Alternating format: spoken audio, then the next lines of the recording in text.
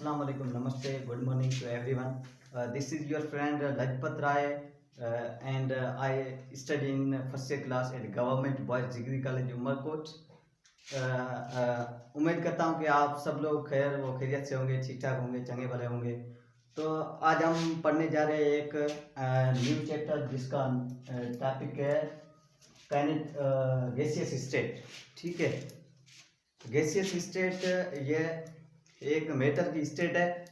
पहले हम मैटर का इंट्रोडक्शन कर लेते हैं। ठीक है, मैटर आपको पता ही होगा कि anything occupies space and has mass is called matter. जो चीज़ जगह वाला है और मास रखे उसको हम क्या कहेंगे? मैटर कहेंगे। ठीक है, मैटर के कितने स्टेट्स होते हैं? मैटर के 3 स्टेट्स होते हैं, 4 स्टेट्स होते हैं। अभी 5वीं भी आ गई है जिसका नाम मुझे नहीं पता है, लेकिन 4 स्टेट्स हैं, वो मैं आपको बताता हूँ। Solid, liquid, gas, plasma.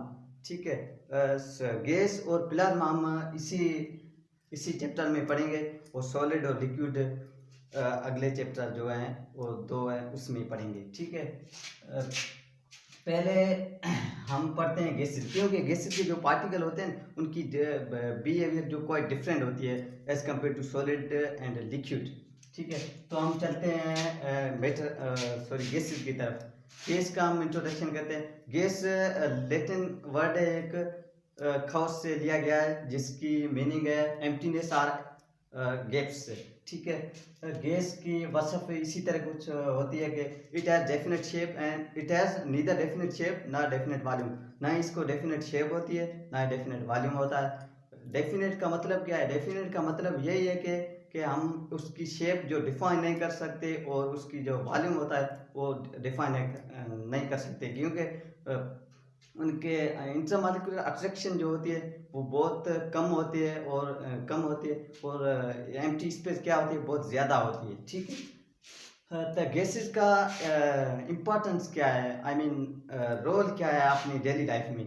ठीक है, गैसेस का रोल अपनी डेली लाइफ में यही है कि गैसेस जो हम भी यूज़ करते हैं, किसके लिए?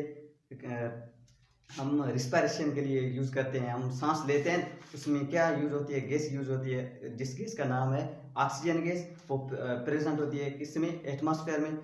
कितना % होती है? 21% होती है। ठीक है, पौधे जो है वो अपना खाना बनाने के लिए या फोटोसिंथेसिस करने के लिए कार्बन डाइऑक्साइड गैस लेते हैं एटमॉस्फेयर से। Carbon dioxide atmosphere gas atmosphere में कितना % है? 0.04% हो गई है अब। ठीक है, अब डिफरेंट व्हीकल्स हैं जो वो CNG पे चलती है। आप देखी होगी कि गाड़ियाँ भी जो गाड़ियों भी होती है वो CNG गैस पे चलती है। बहरहाल और आपका किचन जो होता है वो भी किस पे रिले करता है? गैस पे रिले करता है। उसमें नेचुरल गैस यूज होती है सिलेंडर में। ठीक है, अब चलते हैं गैस की तरफ। गैस के बारे में एक थ्योरी आई है जिसका नाम है kinetic molecular theory about the gases. ठीक है, kinetic molecular theory about the gases, KMT, हम इसको शॉर्ट फॉर्म में KMT भी कह सकते हैं।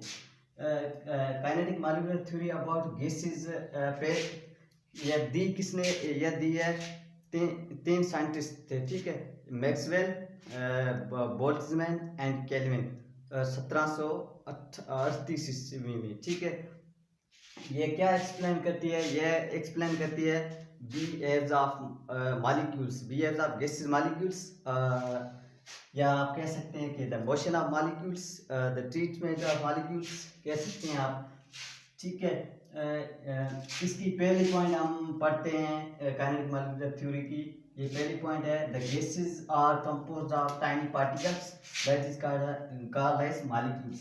गैस जो छोटे छोटे पार्टिकल की बनी होती है उसको हम क्या कहते हैं? मॉलिक्यूल कहते हैं। ठीक है, गैस है, ये फॉर एग्जांपल आप बोलें ये सिलेंडर है। ठीक है, इसमें ये गैस है हमारी। ठीक है, ये किसकी बनी होती है? ऐसे पार्टिकल होते हैं, इसमें ऐसे पार्टिकल होते हैं। ठीक है, इसकी दूसरी पॉइंट हम पढ़ने जा रहे हैं। ये पॉइंट है, the gas molecules are widely separated from each other. Gas के जो मॉलिक्यूल होते हैं ना वो वाइडली सेपरेटेड होते हैं। क्योंकि इनके बीच में जो गैप होता है वो ज़्यादा होता है और इंटरमॉलिक्यूलर अट्रैक्शन होती है वो कम होती है। इसके लिए इसलिए ये क्या होते हैं, वाइडली सेपरेटेड होते हैं। फिर हम चलते हैं तीसरी पॉइंट पे। तीसरी पॉइंट क्या है? तीसरी पॉइंट ये है कि there is very large empty space between gases molecules. ये मैं आपको बता रहा हूँ, एम्प्टी स्पेस से जो गैस मॉलिक्यूल्स में होती है वो क्या होती है, ज़्यादा होती है। उसके लिए हम इसको गैस का नाम देते हैं, ठीक है। अच्छा, चौथी पॉइंट है ये है कि there is negligible sorry there is negligible intermolecular forces in gas molecules. चौथी पॉइंट ये है कि उनमें जो फोर्स होता है इंटरमॉलिक्यूलर अट्रैक्शन का, वो क्या होता है, इंटरमॉलिक्यूलर अट्रैक्शन क्या होती है, नेग्लिजिबल होती है। होता है लेकिन negligible as compare to solid and liquid. Okay, अब चलते हैं पांचवी पॉइंट पे। पांचवी पॉइंट क्या है? The gas molecules travel in straight line. Gas के जो मॉलिक्यूल होते हैं वो स्ट्रेट लाइन में ट्रेवल करते हैं, ठीक है। जो the gas molecules travel in straight line, straight line में सॉरी स्ट्रेट लाइन में ट्रेवल करते हैं, ठीक है। गैस के अब तक जिस तक वो किसी से स्ट्राइक नहीं होते। छठी पॉइंट क्या है? छठी पॉइंट ये है कि the gas molecules are continuous in random motion. Gas के मॉलिक्यूल जो क्या होते हैं, रैंडम मोशन में होते हैं, कंटिन्यूस, ठीक है। अच्छा, सातवीं पॉइंट क्या है? सातवीं पॉइंट ये है कि the gas molecules collide with each other and with the walls of container. ये कंटेनर्स से भी टकराते हैं, स्ट्राइक करते हैं और आपस में भी टकराते हैं। उसीलिए तो प्रेशर पैदा होता है इसमें, ठीक है। आठवीं पॉइंट क्या? आठवीं पॉइंट ये है कि the gas molecules in the gas collision in gas molecules is purely elastic. Collision जो गैस मॉलिक्यूल्स में वो होती है, वो क्या होती है, प्योरली इलास्टिक होती है। इलास्टिक क्या है? इलास्टिक के कितने टाइप होते हैं, ओ सॉरी कोलिजन के कितने टाइप होते हैं? दो टाइप होते हैं, एक elastic collision and inelastic collision. Elastic collision क्या होती है और इनइलास्टिक कोलिजन क्या होती है, हम नीचे पढ़ते हैं। The elastic collision there is no loss of energy takes place. Elastic collision वो होती है जिसमें एनर्जी लॉस न हो, ठीक है। तो गैस के मॉलिक्यूल होते हैं वो आपस में टकराते रहते हैं, कभी भी इसमें एनर्जी लॉस नहीं होती, इसीलिए टकराते रहते हैं, ठीक है। फिर हम आते हैं इनइलास्टिक कोलिजन पे। इनइलास्टिक कोलिजन क्या होते हैं? The loss of energy takes place. Inelastic collision वो होती है इसमें एनर्जी लॉस होती है, ठीक है। गैस के मॉलिक्यूल ये क्या है, प्योर इलास्टिक कोलिजन इसमें होती है क्योंकि इसमें एनर्जी लॉस नहीं होती। फिर हम चलते हैं नवीं पॉइंट पर। The gas molecules are very compressible in nature. Gas के मॉलिक्यूल होते हैं वो क्या होते हैं, कंप्रेसिबल होते हैं। नेचर में क्या होते हैं, कंप्रेसिबल, क्योंकि इसके बीच में जो गैप होता है वो बहुत ज़्यादा होता है और इंटरमॉलिक्यूलर अट्रैक्शन होती है वो कम होती है, ठीक है। 10वीं पॉइंट क्या है? The average kinetic energy is directly proportional to the temperature.